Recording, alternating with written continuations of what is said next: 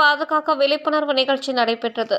பாக் நீரிணைப்பு பகுதியில் காணப்படும் அபூர்வ வகை உயிரினமான ஆவுரியா எனப்படும் கடல் பசுவை பாதுகாக்கும் வகையில் தஞ்சாவூர் மாவட்டம் பட்டுக்கோட்டை வனக்கோட்டத்திற்கு உட்பட்ட மனோராவில் கடற்பசு பாதுகாப்பு மையத்தை தமிழ்நாடு அரசு வனத்துறை அமைத்துள்ளது.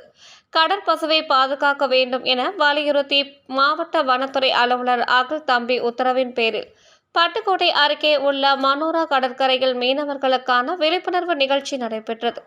கலை நிகழ்ச்சிகள் மூலம் கடல் பசுவை பாதுகாப்பதன் அவசியம் குறித்து விளக்கப்பட்டது. மேலும் மீனவர்களிடம் கடல் பசு குறித்து கேள்வி எழுப்பி சரியான பதில் அளித்தவர்களுக்கு பரிசு வழங்கப்பட்டது. தொடர்ந்து வனத்துறை அதிகாரிகள் உறுதிமொழியை வாசிக்க கடற்பசுவை பாதுகாப்போம் என மீனவர்கள் உறுதிமொழி ஏற்றுக்கொண்டனர். இதனைத் தொடர்ந்து அதிராம்பட்டினம் அருகே கீரத்தோட்டம் பகுதியிலும் இதுபோல் விழிப்புணர்வு நிகழ்ச்சி நடைபெற்றது. இதில் வனத்துறையினர், கடலோர பாதுகாப்பு குழுமம், ஓம்கார் பவுண்டேஷன் இணைந்து இந்த விழிப்புணர்வு நிகழ்ச்சியை நடத்தினர்.